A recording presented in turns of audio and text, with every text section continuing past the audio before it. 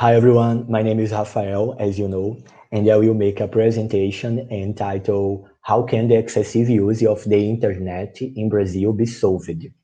Let me share my slides. So this is the outline. Firstly, I will present you some statistics that show us how the Brazilian population uses the internet and digital devices like smartphones. After that, in the second topic, I will talk about some health problems related with this excessive use. In the third part, I will present some possible solutions and evaluate them as well. And finally, I will give you some final considerations in the conclusion. Let's start with some data about Brazil's digital habits. According to App Annie Research, Brazil is the fifth country with the highest average use of mobile devices. If we look at this graphic retrieved from We Are Social, we can see that Brazil has 205.8 million mobile phones connected. It represents 97% of his population. 71% of population is connected to the internet, and 66% are social media active users. In this second graphic, we see that Brazil is the third country in the rank of time spent per day in internet. The average time Brazilians spend in internet is 9 hours 70 minutes. The world average is 6 hours 43 minutes. It means that Brazilians are a very connected population, and combining this data with the previous ones, we can conclude that mobile devices, especially mobile phones, are the main way to keep people connected here. Now let us look for an important issue that arises from this excessive use of the internet. Some problems can arise from this connected lifestyle, especially if people spend a long time using their devices.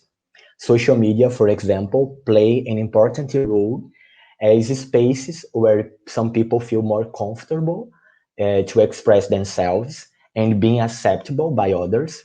Teenagers who don't feel confident in schools, for example, can use virtual environments to construct a more interesting profile. This can compromise their social skills, and in several cases they can develop depression. So one observation that I can do about this is that social skills and psychological problems, as mentioned, are serious issues related with this uncontrolled use of digital devices and the internet. Based on this context, I will suggest now two solutions to this problem, and in addition, I will evaluate them. Okay. The first solution could be an increase in the offer of more offline entertainment. In such space, people can find different types of interaction with each other. This space could be created in parks, squares, and closed streets where people could find parties and events promoting their socialization.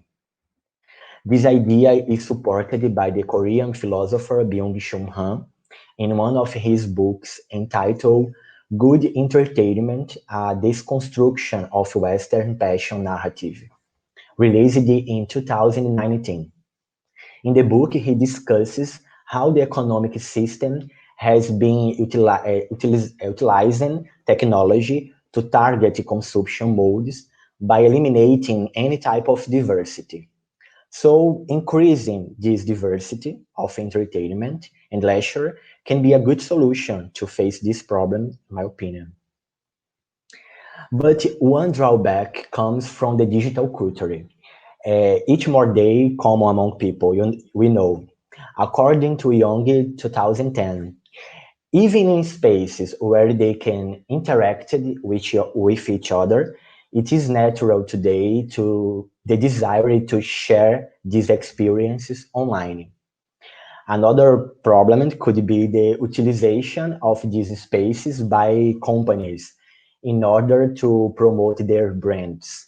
In such public spaces, it is possible to, for example, to see QR codes, links, and innovative ways these companies use to stimulate people to keep connected, to keep them connected as well.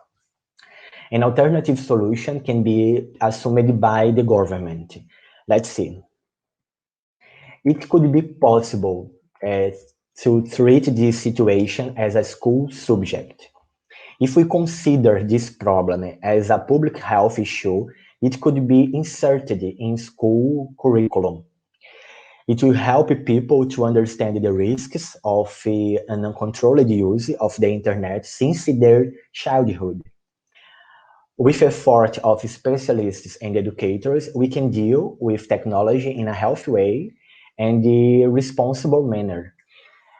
Teaching this to your younger population, as I said. One possible obstacle for this proposal is that in general, people believe that people believe that they have control over the way they use the internet and the digital device. This is the truth. So they can think that including the subject in schools is a waste of time. Also, schools are seen as spaces for technical knowledge, and such subject can face resistance from parents that may see this as an opportunity theme to be treated in schools. But if the government assumes this as an important issue to be solved, it can promote campaigns to convince the population about the importance of this problem. So, as a final consideration, I could say that digital devices and the accessible internet connection is a reality that we cannot avoid or deny. It can facilitate our lives and allow new services and ways of interaction never seen before.